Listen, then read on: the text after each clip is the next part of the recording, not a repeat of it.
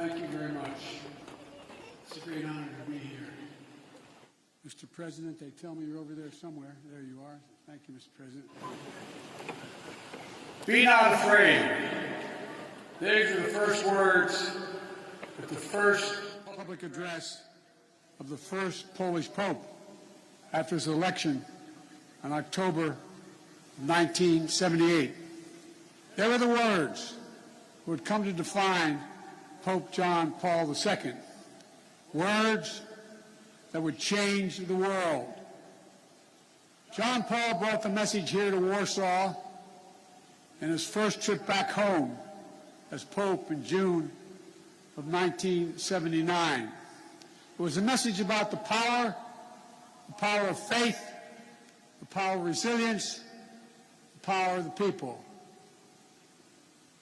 In the face of a cruel and brutal system of government, it was a message that helped end the Soviet repression in the Central Land in Eastern Europe 30 years ago. It was a message that will overcome the cruelty and brutality of this unjust war.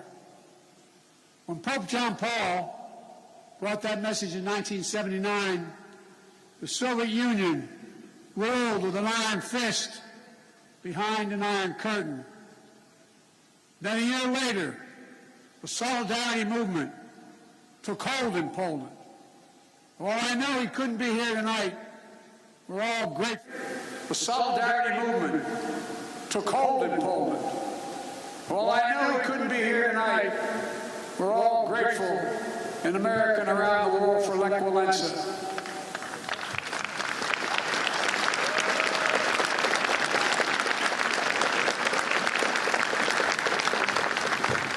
Reminds me of that phrase of philosopher Kierkegaard. Faith sees best in the dark. And they were dark moments.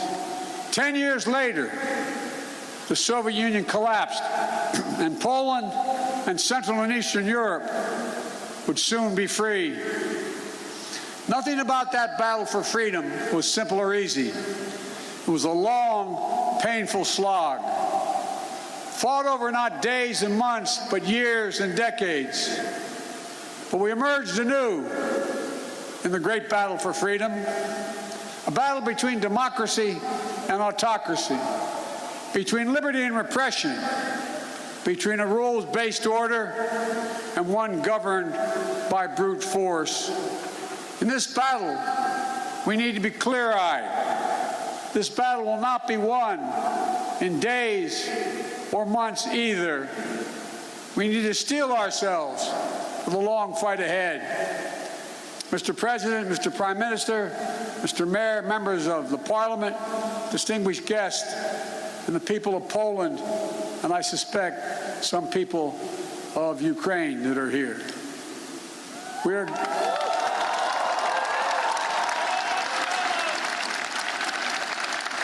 We are gathered here at the Royal Castle in this city that holds a sacred place in the history of not only of Europe, but humankind's unending search for freedom.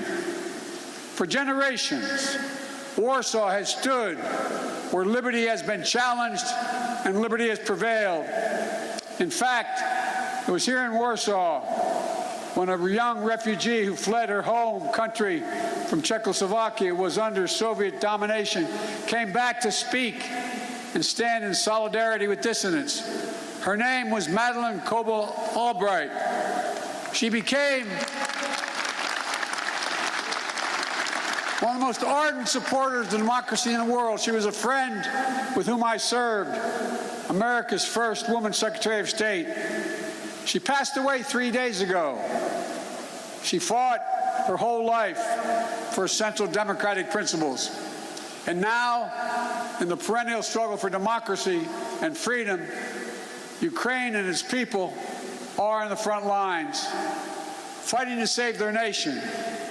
And their brave resistance is part of a larger fight for an essential democratic principles that unite all free people. The rule of law, fair and free elections, the freedom to speak, to write, and to assemble, the freedom to worship as one chooses, freedom of the press. These principles are essential in a free society. But they have always been under siege. They've always been embattled. Every generation has had to defeat democracy's moral foes. That's the way of the world.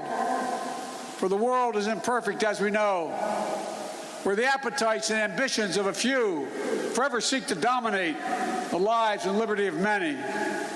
My message to the people of Ukraine is a message I delivered today to Ukraine's foreign minister and defense minister, who I believe are here tonight. We stand with you, period.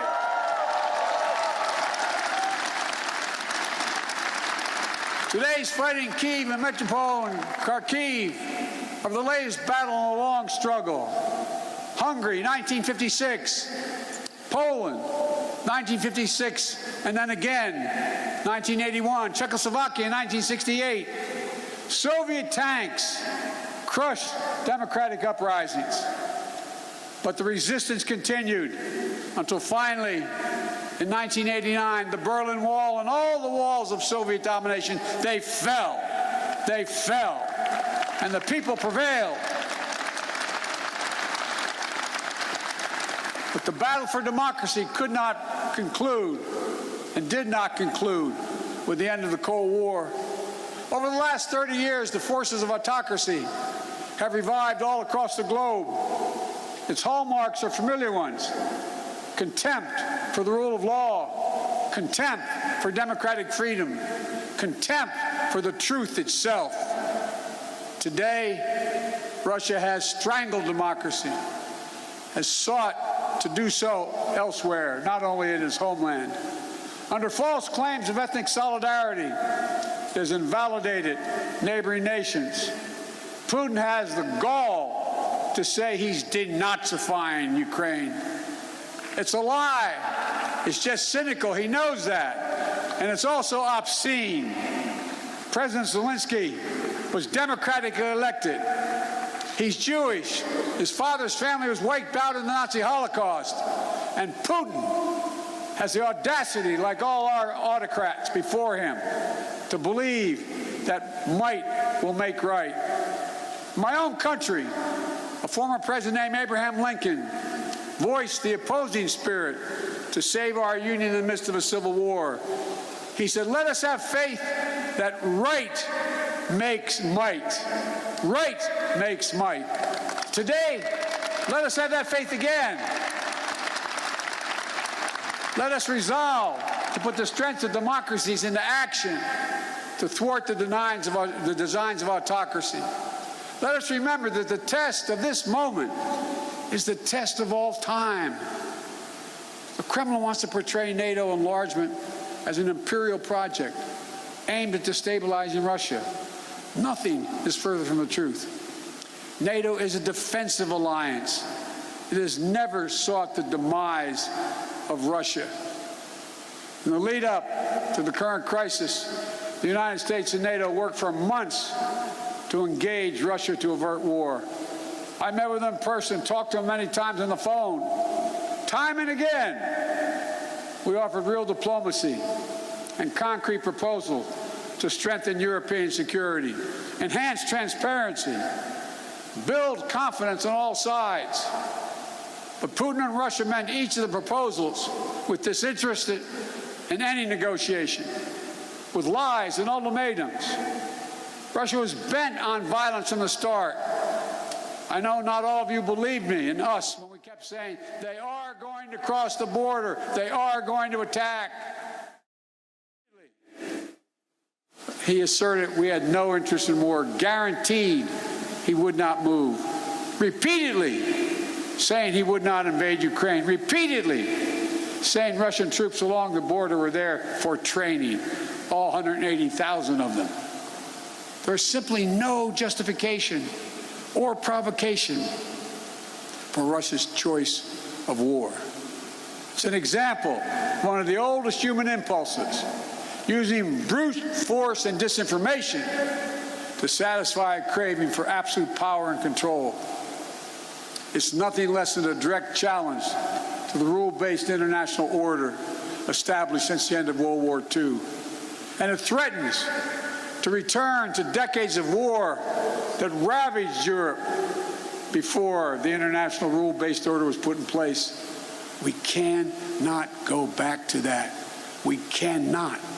The gravity of the threat is why the response of the West has been so swift and so powerful and so unified, unprecedented and overwhelming. Swift and punishing cost are the only things that are going to get Russia to change its course. Within days of his invasion, the West has moved jointly with sanctions to damage Russia's economy. Russia's central bank is now blocked from global financial system, denying Kremlin's access to the war fund that's stashed around the globe. We've aimed at the heart of Russia's economy by stopping the imports of Russian energy. You've been listening to U.S. President Joe Biden speaking at the Royal Palace in Warsaw, Poland, after meeting with his Polish counterpart and Ukrainian officials and also Ukrainians who have fled the war. Biden's message to Ukrainians, a unifying one. We stand with you. He's talking about Russian aggression, the measures that the United States has implemented so far. Ukraine's foreign minister also said after his meeting with U.S. officials that the U.S. is promising more military support and perhaps even more sanctions to punish Russia. We will be right with you after this break. Stay with us.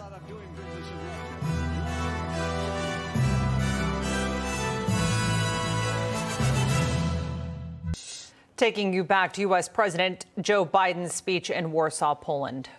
From their homes. Almost a debilitating sadness that this is happening all over again. But I was also struck by the generosity of the people of Warsaw, for that matter, all the Polish people, for the depths of their compassion, their willingness to reach out, opening their hearts. Say to the mayor and the premier, they're opening their hearts and their homes simply to help. I also want to thank my friend, the great American chef, Jose Andres, and his team for help feeding those who are yearning to be free. But helping these refugees is not something Poland or any other nation should carry alone. All the world democracies have a responsibility to help, all of them. And the people of Ukraine can count on the United States to meet its responsibility. I've announced 2 days ago we will welcome 100,000 Ukrainian refugees. We already have 8,000 a week coming to the United States of other nationalities. We'll provide nearly $300 million in humanitarian assistance, providing tens of thousands of tons of food, water, medicine, and other basic supplies. In Brussels, I announced the United States is prepared to provide more than $1 billion in additional humanitarian aid.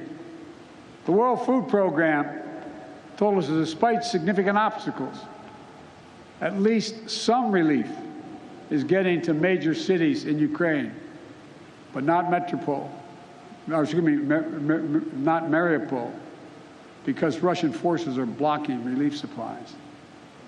But we'll not cease our efforts to get humanitarian relief wherever it is needed in Ukraine and for the people who've made it out of Ukraine.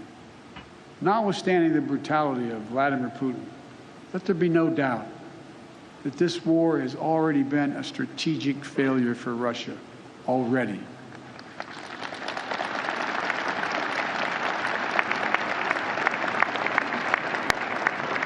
Having lost children myself, I know that's no solace to the people who've lost family.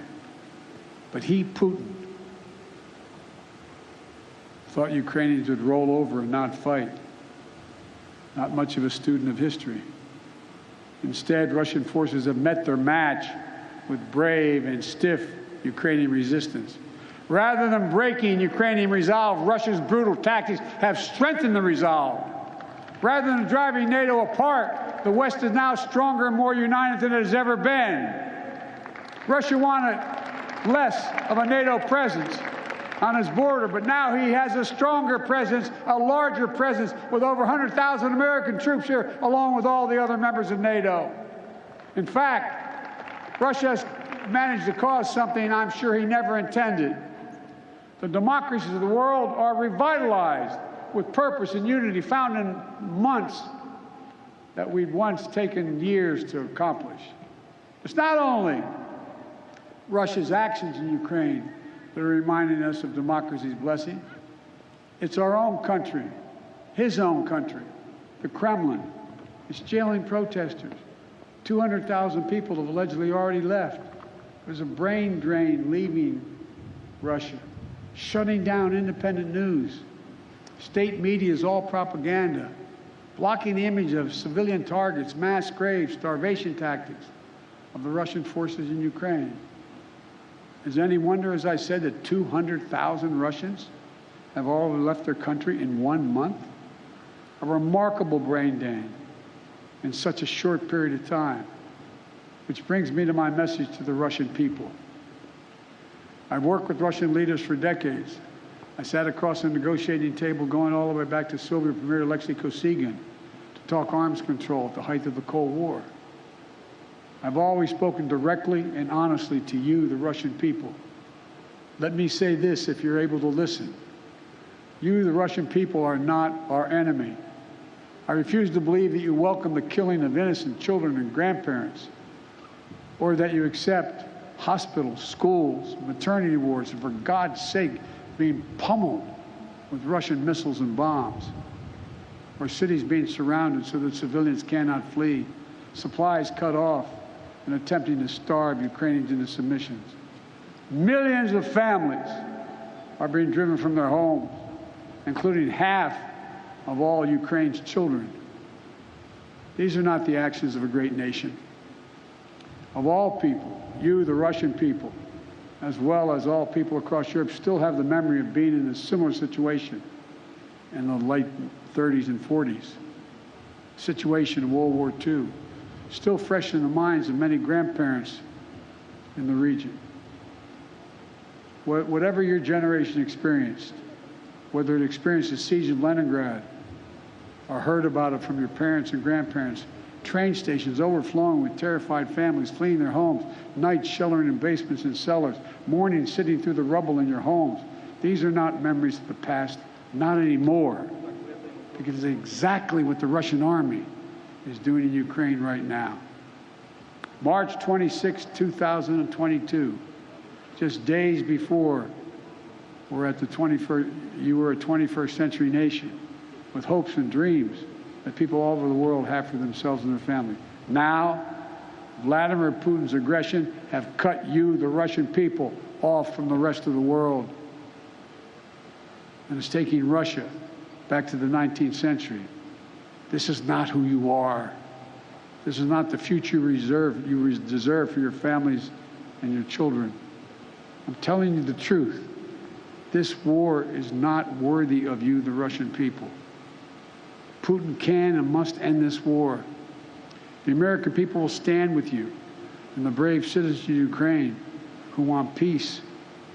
My message to the rest of Europe, this new battle for freedom has already made a few things crystal clear. First, Europe must end its dependence on Russian fossil fuels, and we, the United States, will help.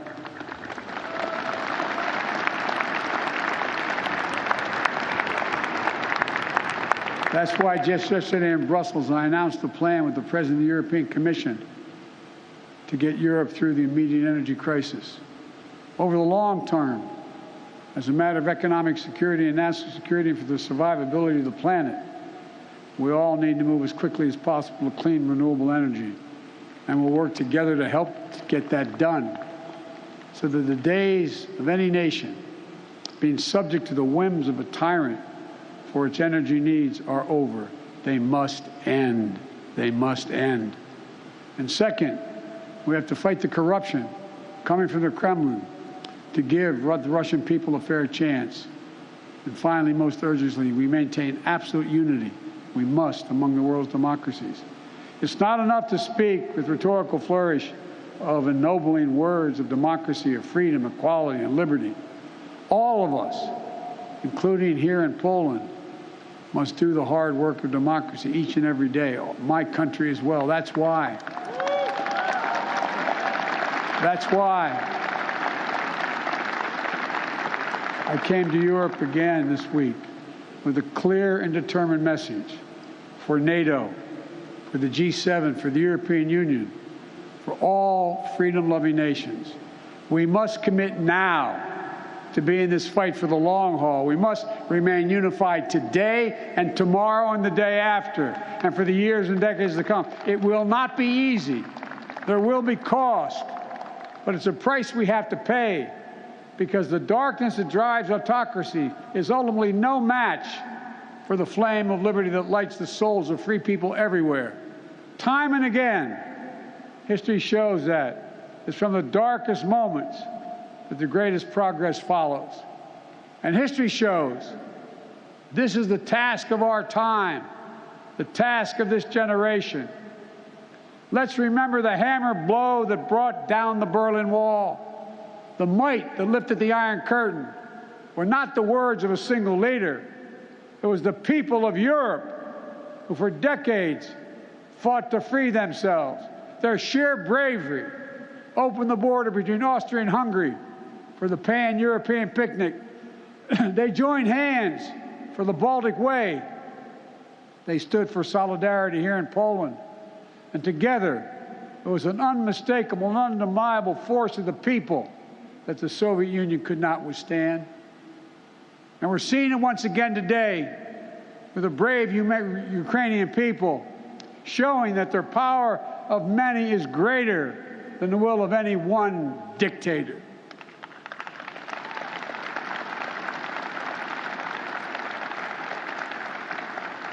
So in this hour, let the words of Pope John Paul burn as brightly today. Never, ever give up hope. Never doubt. Never tire. Never become discouraged. Be not afraid.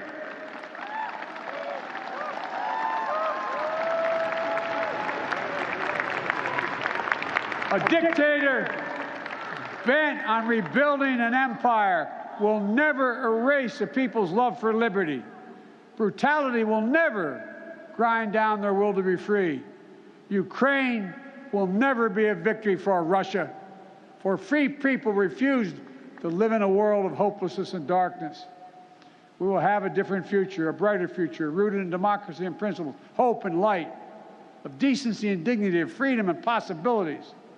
For God's sake, this man cannot remain in power. God bless you all, and may God defend our freedom, and may God protect our troops. Thank you for your patience. Thank you. Thank you. Thank you.